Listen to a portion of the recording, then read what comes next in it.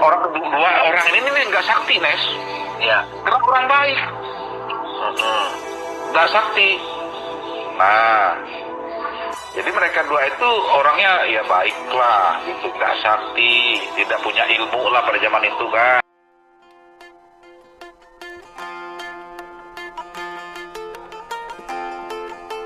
Suku Dayak. Siapa yang tidak kenal dengan para pasukan hantu yang satu ini? Sebuah suku pribumi Kalimantan yang dijuluki orang-orang kulit putih sebagai Headhunters of Borneo. Bagaimana tidak? Kebiasaan berburu kepala beberapa abad yang lalu yang dilakukan oleh suku Dayak ini menjadi sebuah mimpi buruk bagi para pendatang di tanah Kalimantan, baik itu bangsa kulit putih maupun pribumi Nusantara luar Kalimantan. Karena tradisi berburu kepala itu pula lah banyak terjadi peperangan, kematian, dan penderitaan. Zaman yang mencekam itu disebut zaman Kasak Ayau, di mana tiap-tiap suku pedalaman Kalimantan saling berperang dan masih belum disatukan oleh sebuah identitas yang bernama Dayak. Pada masa itu, terdapat sebuah cerita epik tentang dua orang bersaudara yang membela sukunya dan membantai ratusan bahkan ribuan musuh dalam peperangan. Dan mereka adalah Kunum dan Nyahu. Dulu terkenal Uddanum itu sukunya itu tuh sakti orangnya gitu nah. Ya. Nah jadi sakti orang Uddanum nih terkenal saktinya kan, sungai aja bisa dilompat gitu nah kata gue itu.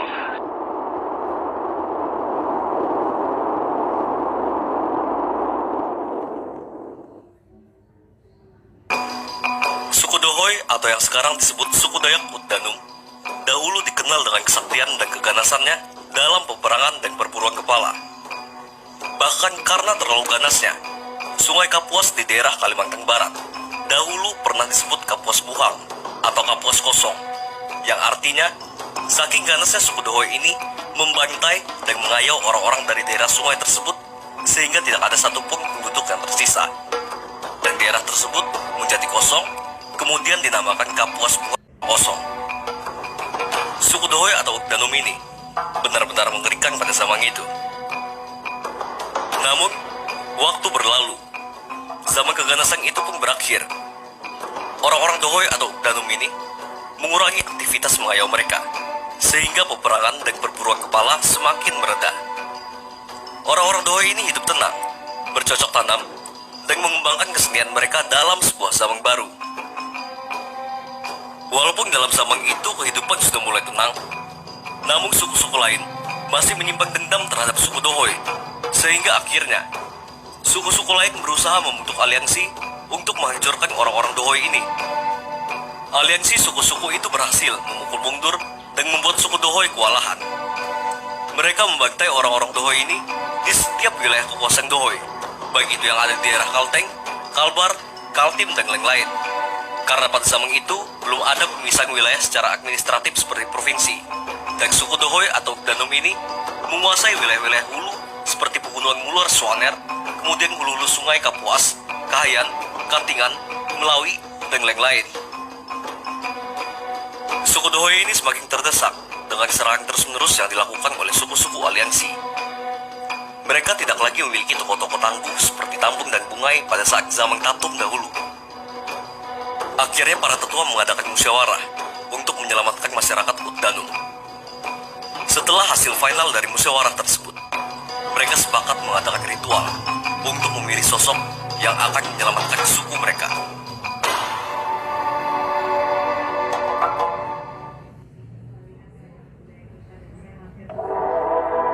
Ritual dilakukan, dan leluhur gaib Uddanum pun turun ke bumi.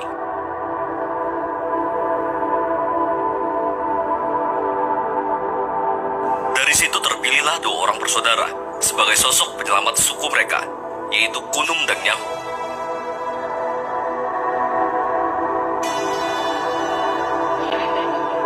Orang kedua, orang ini nih nggak sakti, Nes. Ya. Kenapa orang baik? Nggak sakti. Nah, jadi mereka dua itu orangnya ya baiklah, gitu, nggak sakti, tidak punya ilmu lah pada zaman itu kan. Boleh dikatakan kalau ilmu sekarang kan kepintaran, kalau dulu kan kesaktian. Kedua saudara ini diberikan ilmu oleh leluhur gaib mereka, sehingga Kunum dan Nyahu yang awalnya tidak sakti menjadi sakti. Kunum diberikan ilmu menggunakan mandau, dan Nyahu diberikan ilmu untuk menggunakan sipet atau sumpit. Nah, konon ceritanya, ya, karena pemberian itu keahlian si Kunum ini, dia pinter main mandau, bisa dia putar mandau tuh di atas kepalanya, itu hebat gitu lah, keahliannya tuh. Wah, begitu juga si Nyahu pintar memainkan anunya itu, sipet itu. Kalau dia nyipet itu bisa kecepatan kilat gitu lah. Kalau buah kelapa itu tembus, pohon itu tembus. Kalau itu ceritanya dulu. Kunum dan Nyahu ini pun mengemban misi untuk melindungi suku mereka dari serangan-serangan suku aliansi. Dalam berbagai perang, Kunum dan Nyahu ini membantai para pasukan musuh yang menyerang suku mereka.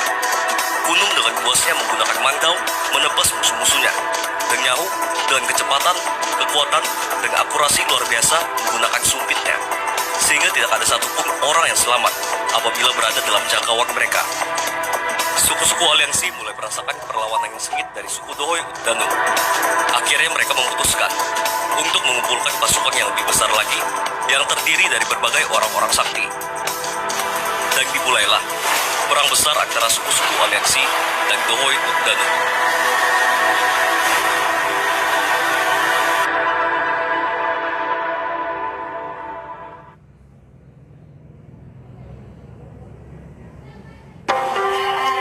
Nyahu mengetahui kabar penyerahan itu, dan mungkin inilah jumlah musuh terbanyak yang pernah mereka hadapi. Kunum dan Nyahu ini sebenarnya sudah lelah dengan semua perang yang mereka hadapi, di mana harus banyak korban yang berjatuhan lagi. Namun itulah tugas yang mereka pikul, demi mempertahankan sukunya. Dan juga, Kunum Nyahu ini sebenarnya tidak mengemban misi terbatas pada melindungi sukunya saja. Namun yang paling utama sebenarnya adalah menghentikan peperangan dan perburuan kepala di seluruh bumi Kalimantan. Itulah mengapa pada zaman Kunum Nyahu, suku Dohoi Utdanum tidak diperbolehkan menyerang balik atas serangan suku-suku aliansi dan sekedar mempertahankan diri dari serangan-serangan tersebut.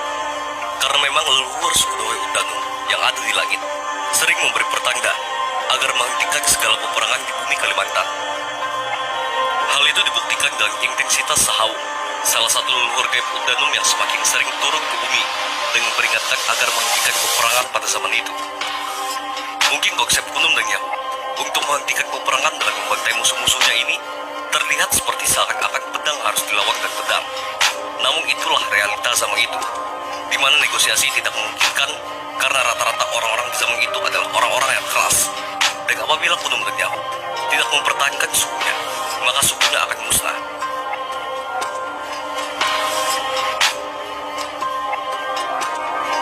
Satu-satunya cara adalah dengan menumpas habis tiap musuh yang menyerang tanpa perlu menyerang balik, dengan berharap para musuh akan jerah dan takut.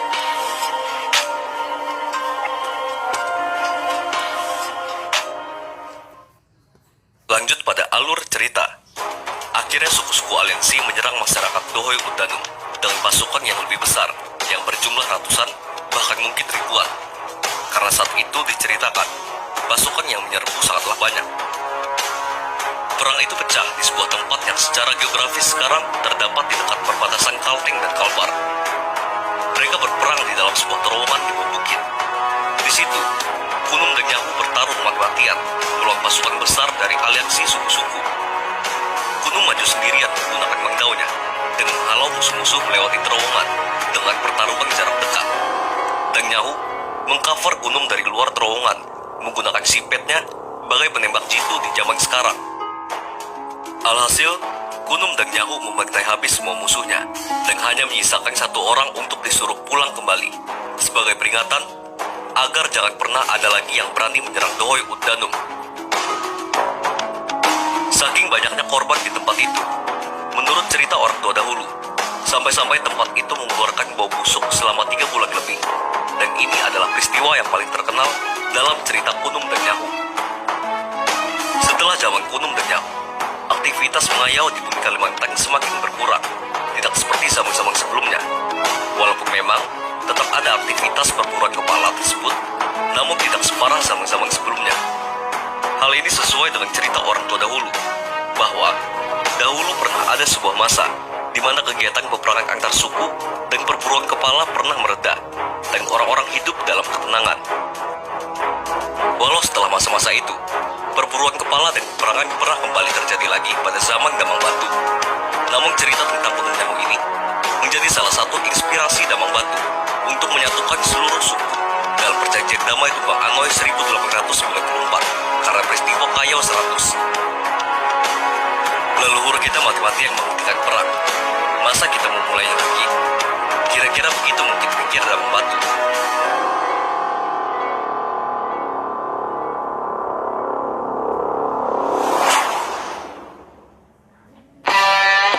Cerita Gunung Nyahu ini merupakan cerita rakyat Doe Udanum di akhir zaman mengayau. Mereka berdua bukanlah siapa-siapa dan bukanlah orang sakti. Namun akhirnya, mereka lah sang terpilih untuk mengemban tugas yang sangat berat demi menjaga Udanum. Lalu, setelah semua peristiwa itu, kemanakah Gunung dan Nyahu?